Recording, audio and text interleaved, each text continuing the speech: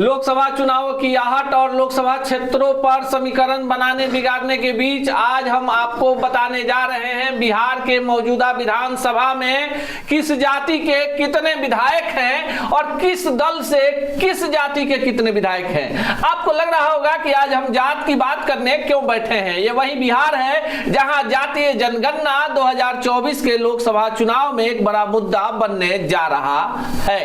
नमस्कार, आप देखना शुरू कर चुके हैं बिहार टॉक को और मेरा नाम अनूप नारायण सिंह है। आपको बता दें कि बिहार विधानसभा चुनाव जो 2020 में संपन्न हुआ 243 विधायक हैं और इन विधायकों की अगर जातियों की बात करें तो सबसे ज्यादा बिहार विधानसभा में वर्तमान समय में 54 यादव जाति के विधायक हैं। 54।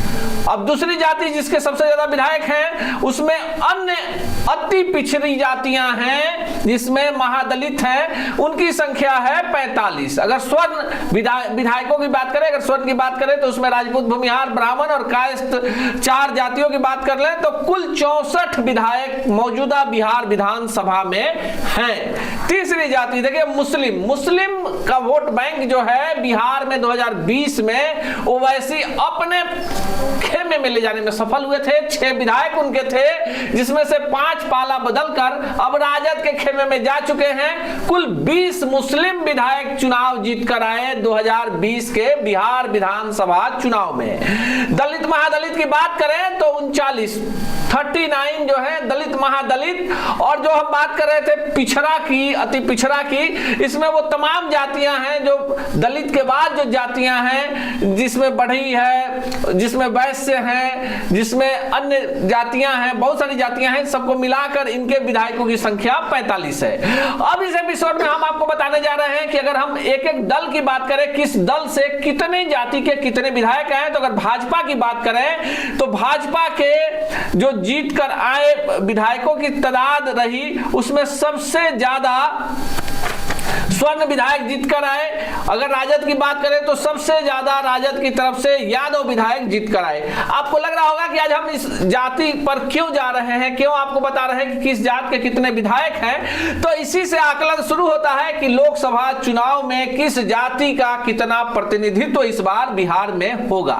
हालांकि जातीय जनगणना को लेकर बिहार में किसी दल ने विरोध नहीं किया, लेकिन बीच में कोर्ट कचहरी का चक्कर लगने के कारण जरूर पेच फंसता हुआ नजर आ रहा था। बिहार के मुख्यमंत्री लगातार कह रहे थे कि जातीय जनगणना के साथ ही साथ आर्थिक जनगणना भी कराई जा रही है, जिससे जो जातियां आर्थिक रूप से, सामाजिक रूप से पिछड़ी हुई हैं उनका उत्थान होगा। लेकिन कहीं ना कहीं इन आंकड़ों को सार्वजनिक करने से पहले बिहार सरकार को नाको चने चबाना पड़ेगा। ये एक डाटा होगा जो बताया जा रहा है कि राज्य सरकार के पास आ गया है और उन तमाम डाटा को संग्रहित किया जा रहा है। इसी डाटा के आधार पर बिहार के 40 लोकसभा क्षेत्रों में बिहार के तमाम जात जमात के लोगों के टिकट के बंटवारे की एक पृष्ठभूमि तैयार होगी। कोई भी दल ये खामियाजा नहीं भुगतना चाहता है कि किसी दूसरी जाति के उम्मीदवार को ऐसे जगह से चुनाव लड़ाया जाए जहां उसका वोट बैंक नहीं है।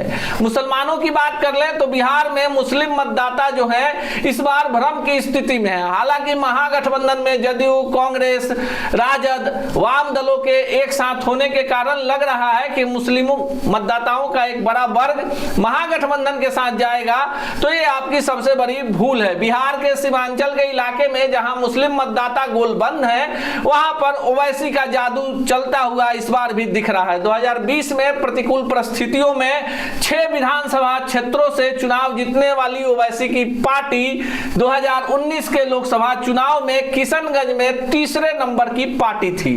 3.5 लाख के करीब वोट मिला था और अख्तरुल ईमान वहां से पार्टी के उम्मीदवार थे। हालांकि अभी अख्तरुल ईमान जो है विधायक हैं और ओवैसी की पार्टी के बिहार के प्रदेश अध्यक्ष हैं। नीतीश कुमार की काट में इस बार जो एनडीए है, भाजपा है, उसने लौ कुश समीकरण को अपनी तरफ खींचने का भरपूर प्रयास किया है। उसी कड़ी में सम्राट चौधरी को प्रदेश अध्यक्ष बनाया गया है। जो बिहार में कुशवाहा मतदाता हैं, उनके बारे में चर्चा है कि उनका वोट बैंक गोलबंद रहता है और यही कारण है कि इस बार कुशवाहा के दो बड़े नेता एनडीए के खेमे में हैं, उपेंद्र कुशवाहा और सम्राट चौधरी। दूसरी तरफ विजय सिन्हा को नेता प्रतिपक्ष बनाकर जो स्वर्ण जातियों में सबसे ज्यादा राजनीतिक रूप से सक्रिय जाति है, ब्रह्मर्षि समाज, भूमिहार समुदाय, उसको भी भाजपा ने तवज्जो देकर वोट बैंक पर कब्जा करने की कवायद शुरू कर ली है।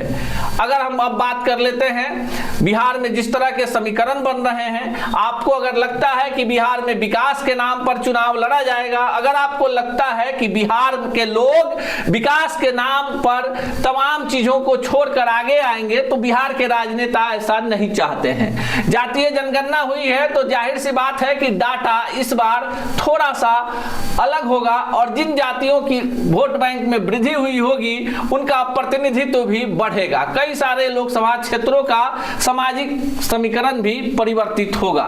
इसी तरह की तमाम जानकारी पर खबरों के लिए देखते रहिए बिहार टॉक को। ऐसे ही खबरों के लिए जुड़े रहिए बिहार टॉक से।